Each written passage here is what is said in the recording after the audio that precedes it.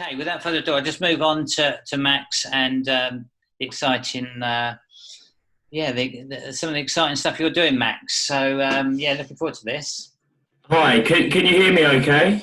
Are you absolutely fine? Thanks, Max. Great, thanks for having me, Chris. Hi, everybody. I don't think I recognise anyone, so this is good. This is a new network for me, although it is weird. I'm still getting used to staring at my own face from a screen and not looking at the audience, so we'll see how it goes. But as I was saying, Chris, hopefully I can come down to your network. It would be great to meet up with you at some point. It would be very welcome. Over the phone at the moment.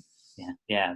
And hi to the other speakers and everyone else as well. Andy, I related with your story big time in regards that every deal always has something come up and it's never as easy as it seems.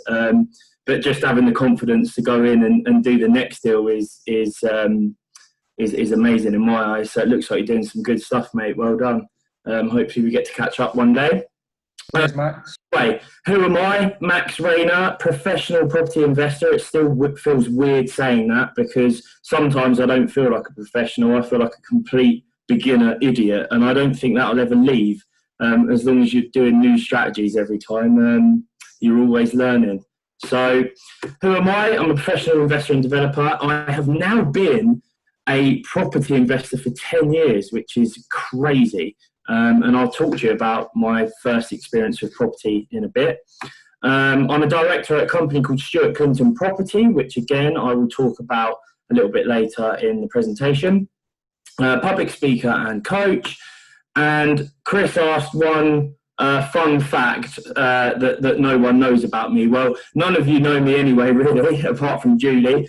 But I am a fully qualified ski instructor, and I've just started my own luxury ski retreats as well. So if anyone's interested in that, ask me some questions at the end. Although not a good time to be starting that because we can't go anywhere at the moment, but hi. So today's topic, so Chris has asked me to give a little bit about my background, how I got into property. Hopefully I can inspire some people along the way, how I got started. What does the future look like for me, and how I've been working with tenants during this COVID-19 period, and why I recently got an article published about me. So background, there I am, there's baby me. I was actually a model for Butlins and they never asked me back, which I find a bit upsetting, but I'm a property investor now, I'm doing much more glamorous things. I went to school like everyone else. I went to Townsend in St Albans actually, although I still live in Hemel. I live in the old town. So for those of you guys that are local in St Albans, I was one of those guys that used to stand at the bus stop in a purple blazer. That's me in the middle. I think that's outside the National Art Gallery in London on a trip. And at school, if those of you that have got kids know that it was super cool to have as many buttons undone on your shirt as you can, and as little amount of stripes and a fat tie knot as possible. So my street cred was pretty good then. The reason I talk about school, because in my last year, in my GCSE year when I was 16, that gentleman there's my father. He actually passed away. Now, when something like that happens, your whole world is spun upside down. You start questioning life on a completely different level. And no longer was I interested in the normal sixth form university, journey that a lot of people go on.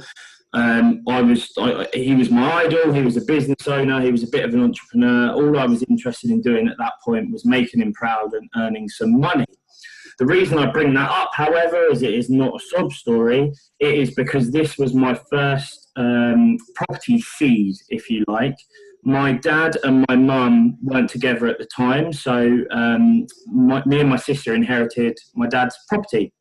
It was just a one-bed house in Hemel Hempstead, and my granddad at the time, who again is a bit of an entrepreneur and started his own company and did really well for himself actually, he said to me and my sister, you should spend a little bit of your inheritance money renting that out, and you should let it. And at 16, that's exactly what we did. And you know what? I am so glad that I did that. Otherwise, by the time I was 18, I would have probably been walking around in designer clothes and have the most expensive sports car I could find. So I thank my granddad for that. And that was great. And it worked really well. And that property has never been void 10 years later. Um, we then had a little bit of cash left over, and another opportunity to buy a property down the road came up, literally about 3 doors down, but we didn't quite have the money.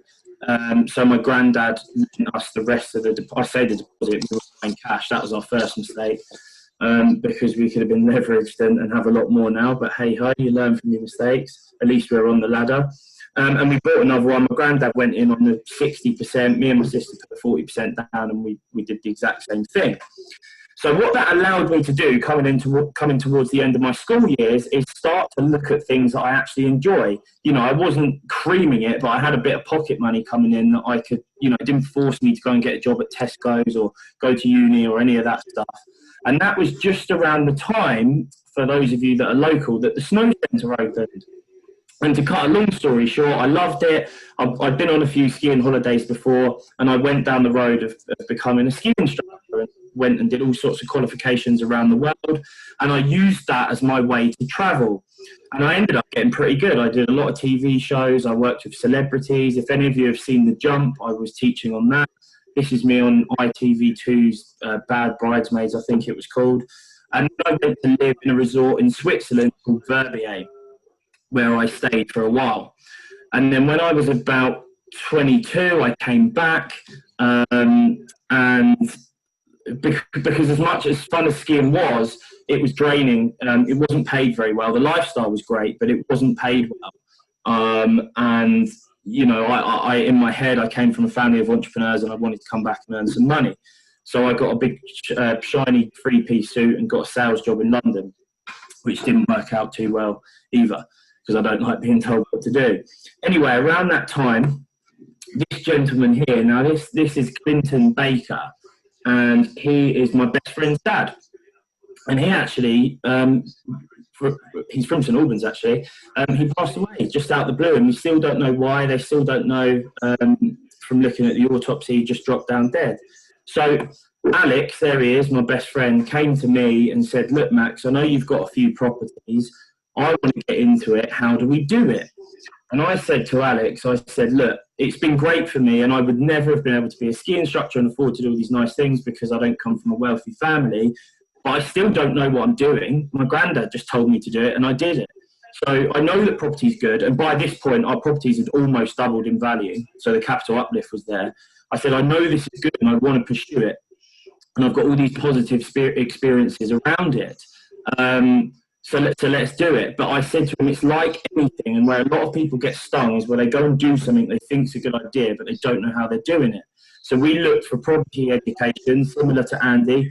And Andy, I completely agree with you. There's a lot of rogues out there, and if you are going to get educated, which I believe everyone should to a degree, or be doing something with someone that's educated, look for the right people, because there are so many on the marketplace confusing people right now. And we realised we were very early on in life, which is quite powerful, that we were heading for hamster wheel stuff. You know, I was in a corporate job in London. Alex was selling vans for a local van lease company, and we weren't enjoying it. So anyway, decided we were going to go into property to get some education, and our educator of choice was a company called Fielding Financial. Very credible. They're the only property educator in the UK that actually have an AQA accreditation. I would always recommend them, but there are other good ones out there as well. So what did we do after that? Well, we set a goal. That's the first thing that a professional person does. They set goals. Ours was financial freedom. But why? Why did we want to be financially free? And that is what a lot of people overlook. So to me, it was to quit my job. It was to spend more time skiing because I loved it, but I didn't want to do it for money. I wanted to do it for passion and to make people smile. And the reason I put make people smile is because I love making people smile, but I love doing it in different ways, be it telling jokes, spending time with them, or taking friends, family, whatever, to go out and do nice things that property allows me to do. So they were my three big whys as to why I wanted to be financially free. And obviously, the driver behind it, we'd experienced with our fathers, made it very powerful vision and goal to achieve. So how are we going to do it? Well, I had a few buy-to-lets, as you know. I don't think that you should not start in property without doing some buy-to-lets to get some experience. And everyone should have a strategic plan as well. R1 was HMO. It's one of the larger income strategies. There are quite a few different ones now, but it's the larger sort of beginner income strategy, if you like, before you head off into commercial types of deals. And I guess HMOs, sit around commercial, but to begin with, it was just basic resi HMO stuff. So I'm going to show you our first one, and it was nothing fancy. It's this 3-bed mid-terraced house in the Midlands. And this is why HMOs, I find the concept powerful anyway. Completing one's a completely different story, and doing one for the first time is one of the biggest headaches you'll ever have, but it is worth it. But this is why it's powerful, because if I bought that property, I would have been able to rent that out, bought it with a mortgage, I would have been able to rent that out for £850, and I would have got a return on investment of 9%. Now, just by doing this to the property, 2 stud walls, this is a very beginner basic HMO. Obviously, there are legislation and other things that you need to take into consideration, but for the concept, we put 2 stud walls in, changing the living room into a bedroom and communal area, and the main bathroom into an ensuite and a shared bathroom. So this then became, as opposed to a 3-bedroom house, it became a 5-bedroom, 2 ensuite and 1 shared bathroom HMO. That then rented for £2,420 per month and gave us a return on investment, return on cash invested, ROCE, of 25%. Now, that is the power of a HMO. That's why we love them. This is what it looks like. So this was it before. We try and buy rundown properties, especially when we're not doing it. That one had no structural work, so the only way we could add value was by the rooms. As you can see, it was dark, dingy, yellow. There were smokers in here, so it stank. And I like to say the more a property stinks, the more it smells like money. So that's a good sign. And that's where that's the mid refurb. So that's some plumbing going in for the ensuite, the rip out of the main bathroom, and the stud wall going up in the large living area.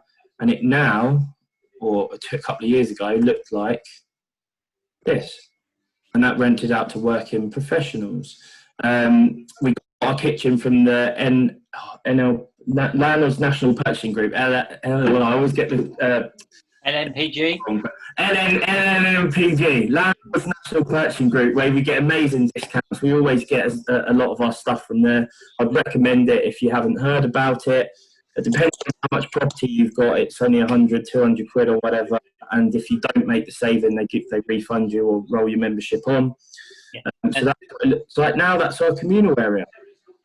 It looks the HMO looks lovely, Max. Lisa's just going to put a note about LMPG on the chat for other people if they need it. When was this? This was how long ago was this? We bought this in 2017. Okay. And this refurb was finished early 18. Okay. And so could you have turned this communal area into another bedroom? And did you think about doing that? At the time, no. I mean, again, it's more about Chris. Yes, we could, but I'm not a big believer in squeezing as many rooms into a property as possible. What I'm a believer in is giving a good product and giving larger rooms and communal area that people would like. And it's also about doing research on your area. So at the moment, this particular property is in Coventry. We know that in Coventry, people tend to use their communal areas and people value the larger room. It's also on the outskirts, so it's near the hospital. It's not in the city centre. If it was in the city centre, then yes. But there is a lot of competition in Coventry also. So the size of the rooms and thinking with the tenant in mind and how they live and what you would want to see if you lived there is the reason why this has never had a void. You haven't had a void. That's really good. That's really good. And also the kitchen's not massive, so there's not. It would be quite pokey. Okay. Yeah. However, we could turn this into a 7-bed later on with a bit of extension and a few other bits. which we're talking to planners about, but we might or might not do it. But there is scope to go bigger later. Okay. Just to manage everyone's expectations, Max, it's really good what you're saying. Really like it, and I don't really want to miss any. It's 8:25. I think if we can roll on to say 8:45, that would be really good. So I realise some people might need to leave, but if we could go on to no probs. I take it the evenings. Yeah, no, it's fine. We'll go as quick as we can. No. It's really good, Max. Thank you. So anyway, what did we do? Bring out the champagne? No, we didn't, because as good as that looked, it was stressful. We made mistakes. We learned a lot. So we didn't really celebrate it, actually. We gathered our learnings. One of them was to add contingency to the deal. We were 23 years old when we did this, and we literally believed the quote that the builder gave us, which is stupid now, but this is just our first learnings. Build a contract in place was another one. We did this without a contract, again, which I'd never recommend. And it also taught us a few things that we don't enjoy doing, so we can leverage out and get other people to do for us. And that was, I personally don't enjoy furnishing and dressing property. I hate it. I don't want to sit on a computer, research furniture, organise to get it delivered, deliver it, and we did a lot of that. I hate it, don't want to do it again, it stressed me out. So I'm going to leverage that out next time and get someone else to do it. That was our learnings from that one. So then we repeated, and we did this again and again and again and again, gathering our learnings. And we're still learning, and we're still making mistakes on all of them, but they are getting better and better. And what we've done is we've stuck at the same strategy. We haven't moved on. They're all HMOs.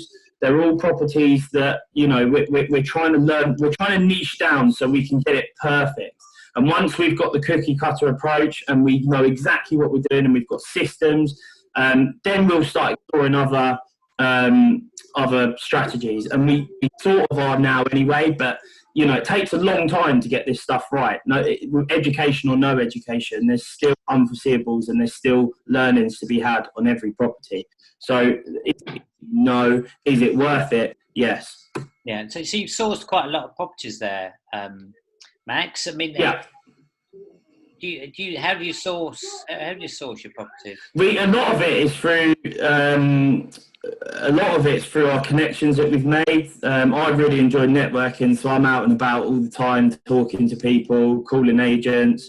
A lot of it, to be honest with you, mate, as well, is off Rightmove. A lot of people believe that the best deals aren't on Rightmove, which may or may not be true, but these are all in excess of 25-30% return on our cash, some of them even more, a lot higher, and they've all been sourced and negotiated off Rightmove. And I guess that's us down to not pushing away from HMOs because it was hard and going to do something else, because we've actually been able to cut down our costs, so we know exactly what we're doing and we know if it's a good deal or not, and maybe seeing some things that other people aren't. I don't know, but a lot of that's just off Rightmove and doing our own due diligence. Okay, thanks. No, interesting. Yeah. So it does work.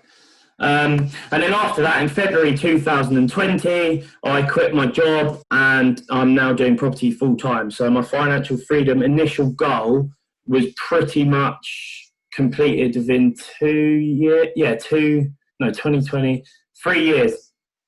took. So that was this year. And then obviously Corona happened and I was like, crap, I probably could have got furloughed and drained more income, but that's a bad thing to think. So, but it did cross my mind. I was like, oh, if I only handed it in later, I'd be sitting here working on my property business, getting paid from the other company. But hi-ho, head held high. Now bring on the champagne. Now it's time to celebrate. And the portfolio is still growing and the future is looking bright. So what are we looking at now? Well, we're continuing a legacy, and it warms my heart to say that our company is named after our fathers. That's why everyone always gets confused and is like, hang on a minute, your name's Max and your name's Stuart Clinton Property. That's why. And obviously having a why for the tough days and the stressful days is super important to pushing through. So we're able to continue a legacy.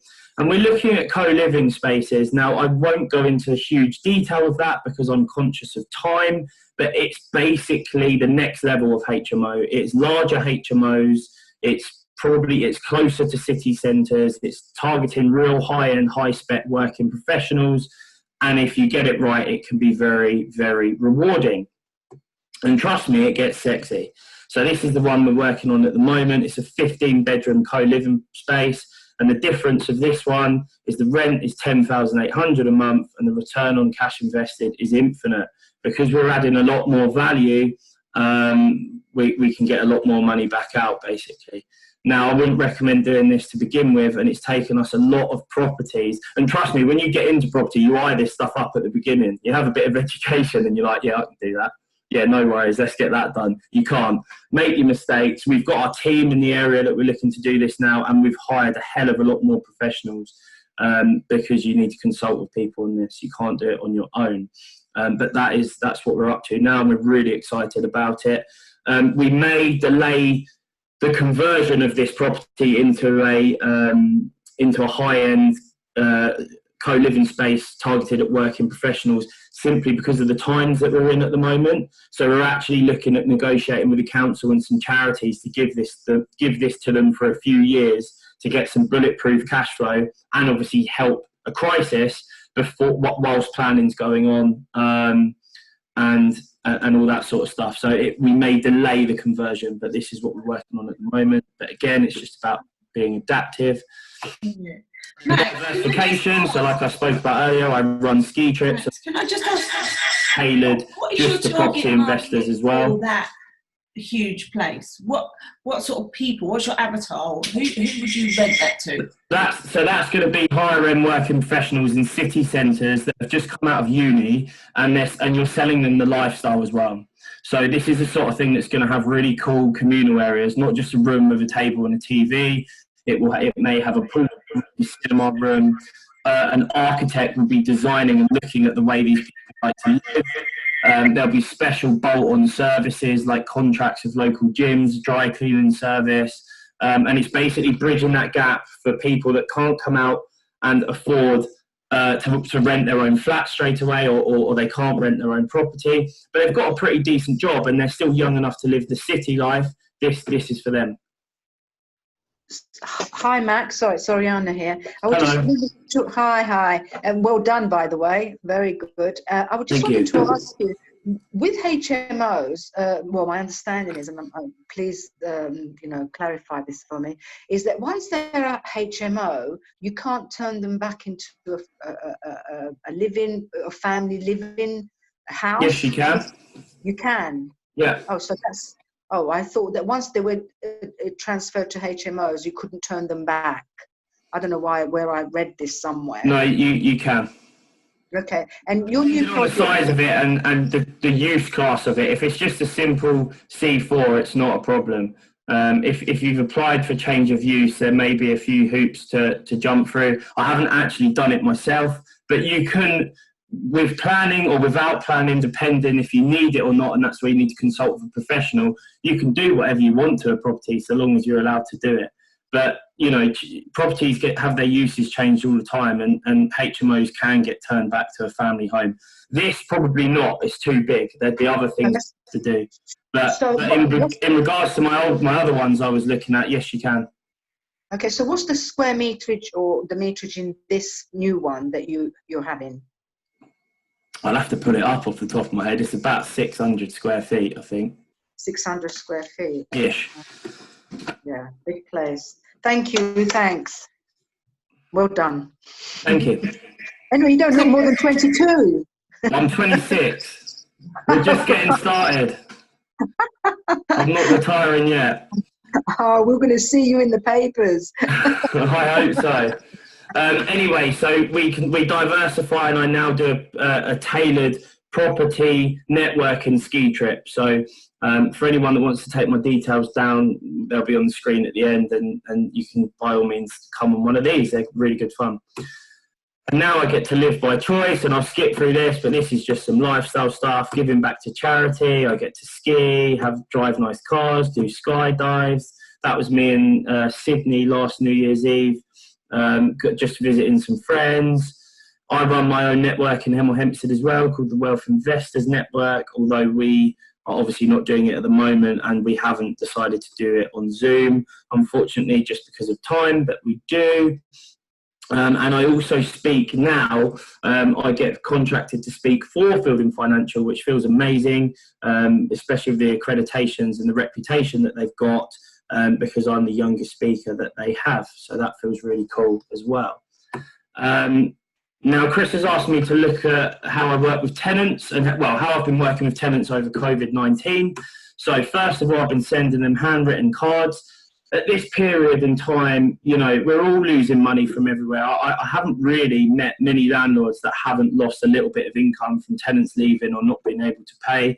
So at the moment, it's about strengthening your relationship with them for when the future comes. And if they can or can't pay, they'd be more willing to work with you. But also just showing them that you care. You know, no one knows what's going on. And these people that especially are renting from you, they may be living on their own.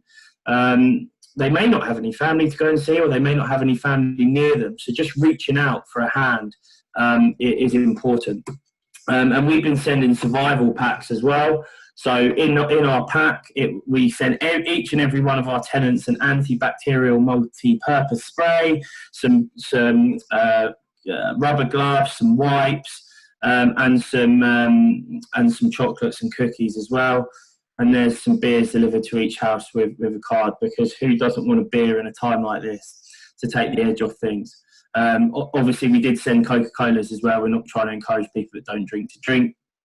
But the beers would have been my first choice if I was a tenant. And educating them as well, and just helping them realise that this isn't a rent-free period. You know, landlords aren't creaming it either at the moment, especially if they've got high mortgages. And just to say, you know, we will work with you if you can't pay.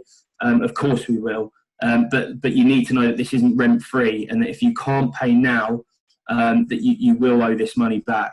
Now, you know, being able to get it back, as I'm sure you guys are aware, is a different story, and I do feel like that would be difficult, which is why we're going to the nth degree to show them that we care as well. And obviously helping them set up payment plans should any of them be struggling. Here's a letter that I sent. I won't read it because I don't have time, but we were sending letters of all of our gift packets as well to each tenant. And that led to some exciting press. So I actually featured on landlordzone.co.uk, which has 40,000 subscribers, as their hero landlord of the week. Now, you know, I certainly wasn't doing this to get an article. I was doing it because out of the goodness of my heart, and it's what I would expect someone to do for me. And I always live my life to treat people how I expected to be treated myself. But it was very humbling, and it was our first bit of press as a company. So that was definitely a celebration for us. And I think what has led to Chris bringing me on today. But I certainly wouldn't describe myself as a hero as such. I'm just doing what any normal human that cares for people would do, I would imagine. So our current situation is this. We have out of all of our properties, we have 3 tenants that have handed in their notice. One of the tenants has only just done it, so we've got a month to worry about it. One tenant, we managed to replace their room straight away, which I was shocked. I didn't think we'd be able to do that. And another one, we actually gave their room to the NHS for half price on a short-term let to an emergency worker for 8 weeks. So we have managed to fill them. One tenant has asked for a reduction in rent, and I would have given it to them if I didn't flush out that they were trying it on. They've only been there for a month. They've moved straight back to their parents' house, and we said, yeah, sure. Can you just provide all the details that you've lost your job or that you're not getting a sufficient income? And they wouldn't provide it. So they were just trying it on. And in that case, we did say no. You know, we will work with people, but if they're trying it on, we're not a charity case. If they're getting the money and they've signed a contract, then unfortunately they have to pay.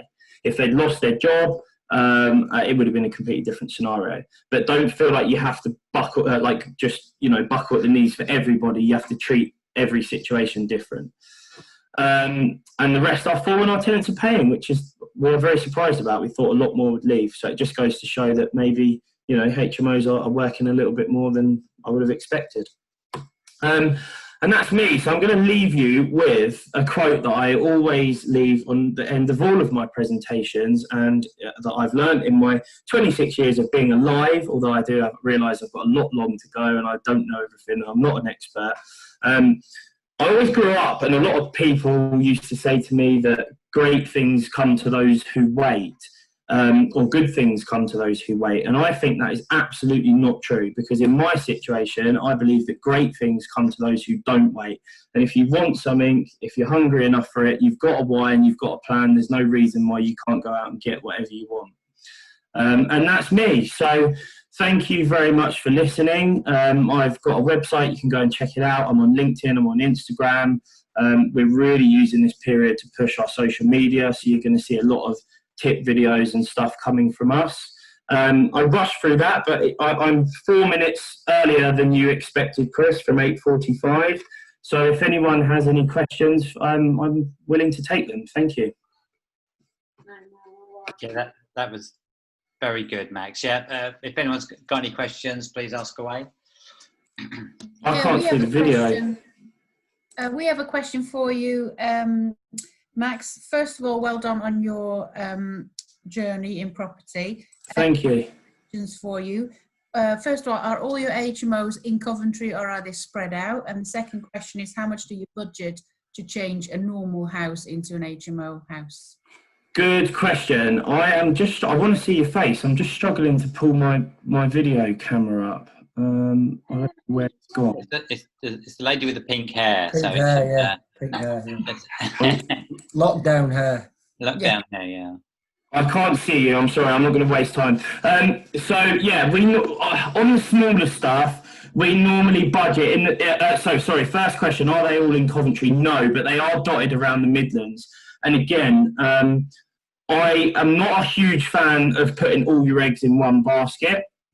I think that you should have a few areas that you invest in to protect you from long-term economic downfall, or anything bad happening to the area. But at the same time, when you're new to it, you don't want to be dotting around like area to area because you found a good deal in Manchester, then one in Birmingham, then one here, because you're going to end up confusing yourself with teams all over the place. And so I would recommend having them in a confined area, and ours is the Midlands, so Coventry, outskirts of Birmingham and Nuneaton is the first one. Now our rough budget, when we look at a property, we look at about £100,000 per HMO on a normal conversion, and that would be like a 3-bed house into say a 5 or a 6 bed. Anything bigger with more structural works requires more, but that should cover you for the deposit and your costs of buying. That should cover you from a full rip out refurb and maybe a small extension or of some sort. So about £100,000, and we've never gone over that. We've always come in underneath it on the bigger stuff, of course, but on that sort of scale, about £100,000 I would say is what you need. If you can get it under, great. We've managed to get some at like 85, 90. So just so I'm clear on that, Max, so 100k is your deposit to purchase all the work? Yeah. In our area, of course. If you were to do a HMO here, different story. So it's kind of area dependent, but we found rule of thumb, sort of the Midlands and up from other areas that I've looked at and other investors that I've spoken to. Yeah. Okay, great. Are there any other? Did we answer your questions, Andy? Yeah, one more. Is that all right? Just in terms of how do you work the borrowing? I mean, if it's all cash, then obviously there is no borrowing. But do you do any bridging or bridge to letting, or are you refinancing and commercial? Just a bit of an understanding. Yeah, sure. So the first few projects were funded by our own cash. Then we used investors. They're all mortgage purchases. Nothing's been brought cash so far. We haven't actually bridged yet. We haven't needed to, but we've looked at it many times, and it is in our arsenal should we need it. Obviously, if you can get what you need to get done on a mortgage, and you're not in a rush to buy because you're buying it through sort of a standard method, then we didn't need it. But we have looked at it before. We would bridge. I've got a lot of credit cards out. I use a lot of, I've probably got about £100,000 line of credit on personal credit cards that I money transfer into my own name and loan to the company. And yeah, I guess it's a mixture of credit cards, refinance, our own funds and investors is our main 4 finances. Every HMO we try to get on a commercial vow or a hybrid vow, because in our area that tends to be higher than bricks and mortar, but sometimes the bricks and mortar's pulled through absolutely fine. On our first one, that was our biggest mistake. We didn't get anywhere near the sort of end vow that we wanted, similar to you, and I think we ended up leaving about 60 in. But the return was still good, like you say, and long term it's okay. But yeah, we always try to get commercial where we can. And the way we do that is by making sure all the rooms are en suite, and there is no argument that property couldn't be a family home. And Shawbrook are normally quite good for that one. They do like a hybrid valuation. That's really Commercial interesting. with 7 bedrooms plus. Yeah, that's really interesting, because I think a lot of people struggled with commercial valuations on HMOs. Because I agree, and we didn't get it on all of them. None of our 5 beds are commercial. 6 beds is a grey area. If there's a comparable on the road, or another investor that's got it, and there is an argument, like I say, to say that this cannot be a family house. There is 6 en-suites here. No shared bathroom. The layout is completely wrong. Then you can get it. What I would be interested in is moving forward, whether you can, with what's going on at the moment and lenders becoming more restrictive. But certainly Shawbrook, from experience, do a hybrid valuation where it's not a full commercial, but it's more than bricks and mortar. They take the 2 combined. Does that answer your question? Yeah, that was amazing. Thanks, Max. And then your story is inspirational, so thank you very much for sharing. Thanks.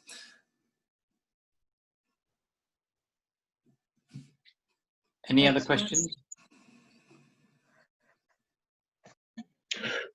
Hi, Max. Hello. Hi there. Thank you very much for your story. It's very inspirational. Thank you for sharing that. And thanks to Andy and Ingrid as well. My question was, the training company you decided to go with, I didn't quite catch the name.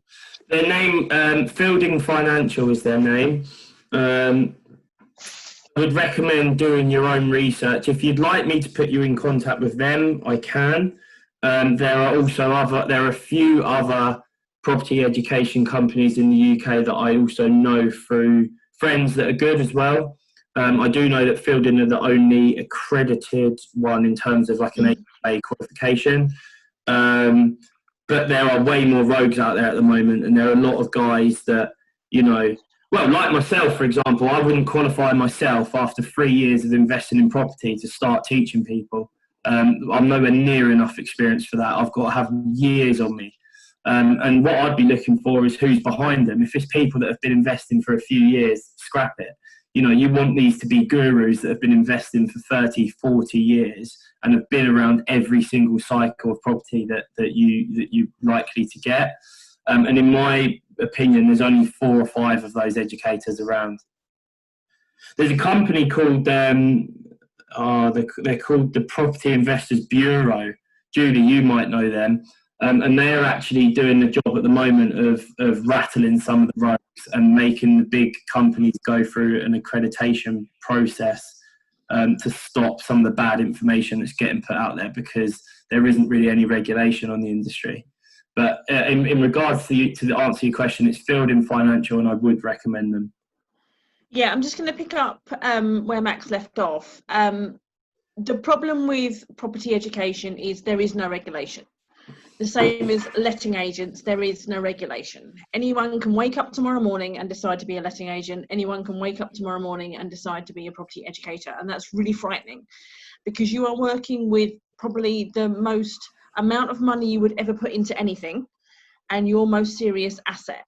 So yes, there is an organisation at the moment called the Property Investors Bureau, which is working to legislate the industry. That is currently something that's in the making. It's unfortunately not something that's regulation right now. But the one thing I would like to ask Max is something completely off radar, I suppose, and has nothing to do with property education or anything like that, but it has to do with growing outside of lockdown. And my question is, what do you think the next big thing in property is going to be? And also your thoughts and reckoning with co-living spaces as opposed to HMOs. Okay, so co-living space is a HMO. First of all, I think the difference is just the spec. Like a HMO, you know, a HMO is the new style of saying what, you know, back when I was a little kid was a bed sit, right? It's rooms in a property, and it still is that. A co-living space is a community. It's, you know, you're selling more than a room, you're selling an experience. And there are some larger companies that do this on a big scale at the moment. There's a market for an in-between. If you look at, you know, I think the average homeowner now is about 35, like new first-time buyer. So it just goes to show there is an absolutely massive gap. And I personally, again, I could be right or wrong on this. This isn't, I don't know. No one knows what's going to happen. But, you know, if we are about to go into a recession or a depression or whatever it's going to be called, and money is going to be tight for a few years, I think HMOs and co-living spaces are going to be vital, because people have been used to this boom economy since 2008, where they can spend their money on all these little extras, and now it's all going to be tightened back up again in the main. So what I think you're going to see is people that are looking for nice accommodation, but it's cheaper than them renting an apartment. You know, a co-living space is still all bills included. It's like that one package, and it should be cheaper, unless you're getting your demand and your figures wrong. It should be cheaper than just renting a 1 or a 2 bed flat or a studio. And it's also a company thing. And from speaking to some of the leading investors in the country at various networking events, and some of them my friends, that's where the main heads are going at the moment, in my experience. But again, I could be wrong. But I certainly think it's a good time to be looking at income strategies in general. You know, if property prices are going to start dipping, I wouldn't certainly be doing anything for capital growth right now. So I'd be looking towards more income strategies. Or if you are looking at doing a flip or a capital project, I'd be making sure that your income exit is solid.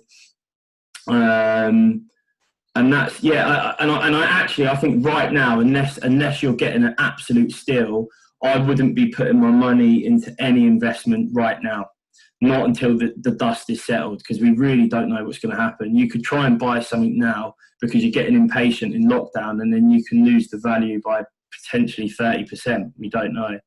So all the deals I'm working on at the moment, I'm working on 2, are going to be done on a lease option, and that's protecting me from putting any money down right now, and it's giving the market time to recover while still benefiting from the income, and allowing myself to buy later once I've enhanced the value. But I can walk away from it as well. Does that answer your question? It does. Thank you, Max. I really appreciate that. Now, I have just one more question that I'm going to put out to everybody, because we're all in this situation together. And that's how we look at people that are now claiming benefits, because obviously we were in a situation before where we were very exclusive with people, and we could literally put the sign at the door which said no DSS, and that was absolutely acceptable. Now, I think that's crap anyway. I think that, yes, you can get the odd bad DSS tenant, is that the right word to call it? Yeah, or local housing authority or whatever. You can get a bad one just as much as you can get a bad normal tenant. No, I agree with you. I'm not disagreeing. I'm just asking the question how people feel now about accepting someone on benefits, whereas before they wouldn't have accepted people on benefits. I was going to say, I think they're pretty solid. You know, if the council are paying their rent, they're a solid bet. They're probably going to stay a while. And if you've got the right property to suit, I'd certainly look at them. You think of the amount of people right now that are, or a lot of landlords that certainly have working professional students or whatever in their properties that aren't paying. The social housing, all of them are paying because the council are paying it for them. So it's Absolutely. Yeah, so really the councils are a more reliable payer than so the sort of market's sort of changed quite radically in quite a short space of time. Now that's interesting. Did that answer your question, Julie? Absolutely, thank you. That's good. No, good question though. Thank you. Any other questions?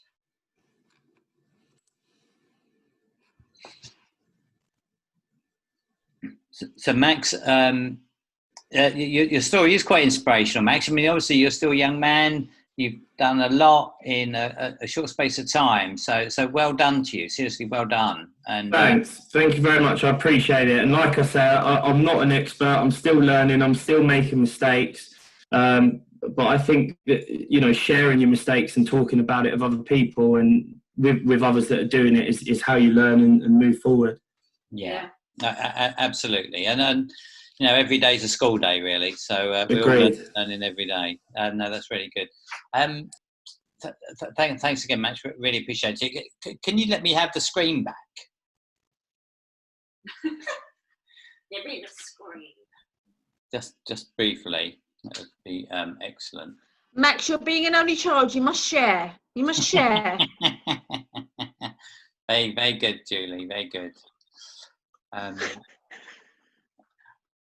That's it. Brilliant. Okay.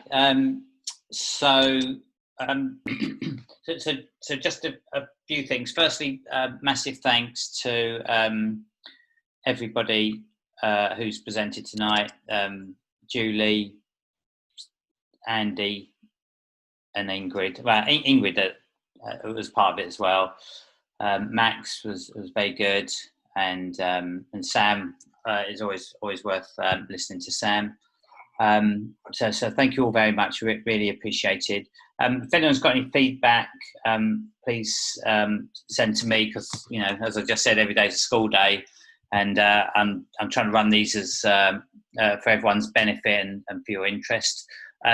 Regardless of what happens in terms of the lockdown being eased, our next meeting will be a webinar.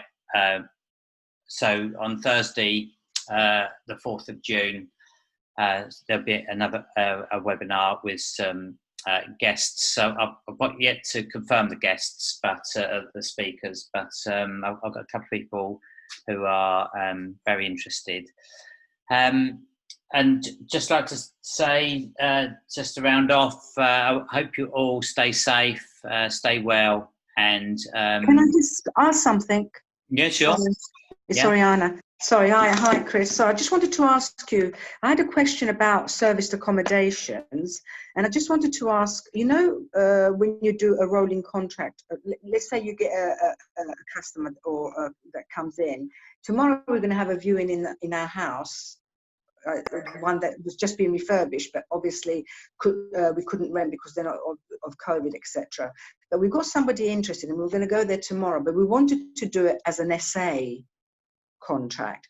So I know that how do you do it? What contract do you do? How? For how long, Ori? Well, we don't know. I think they wanted it as an AST, but we're in the process at the moment of trying. I don't know if you know, and I haven't got the details with me, but apparently maybe you know about it.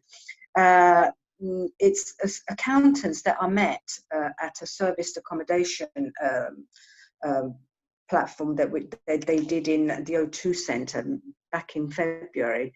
And anyway, these accountants look at your property, but like pipes in the property, things that are within the property. They're specialised accountants, and apparently they're saying that they can get us quite a big reduction, like from our income tax. Have you ever heard of it? No. I think it might be best, or if we talk separately on that matter. There's quite a few different things going on there. So there's the length of term of the contract. So anything that's over 6 months would be on an AST anyway. Absolutely happy to talk to you separately about that. Maybe we'll have a chat tomorrow. Well, we're meeting at 11 with these people tomorrow. What, Okay. 9 o'clock? I don't know. Yeah. So if you want to give us a ring, give Lisa a ring. 9 o'clock. We'll have a chat with you before you meet them. Okay, great. Thanks. Okay. Or if you want to email, a couple of questions or what your concern is, we'll have a look at that and try and help. Okay. All right. Thank you. Thanks. Thanks, everybody, as well. Thank you. So, Bye. yeah, bye. So I'm going to try and so I'll run next Thursday, the 4th of June. We'll run as a webinar, and I hope you all stay safe and have a lovely evening, everyone. I'll sign off now. Thank you very much. Bye-bye. Bye. Thank you, everyone. Thank you. Thank you. Bye. Bye. Thank you. Chris. Thanks. Bye. Bye. Thanks, Chris and Lisa. Bye. Cheers. Bye, Bye. and you, Lisa. Bye. Thanks, Chris and Lisa. Oh, hi, nice to see you. Oh. Well, you can't quite see me. I was having my dinner, so I didn't want to put on my video. Yeah, nice to see you, Ura. Yes, nice to see you too. Have a good month, and catch you next month. Yeah, take care. Yeah, good to see everyone. Thank you very much. See you, Chris. See you, Lisa. Yeah, thanks, Lewis. Hopefully catch up soon. Yeah, it'd be good. Yeah. Take care. Bye. Take care. Bye. Nobody dropped off. 25 calls got on it and nobody dropped off throughout the whole meeting, which is a really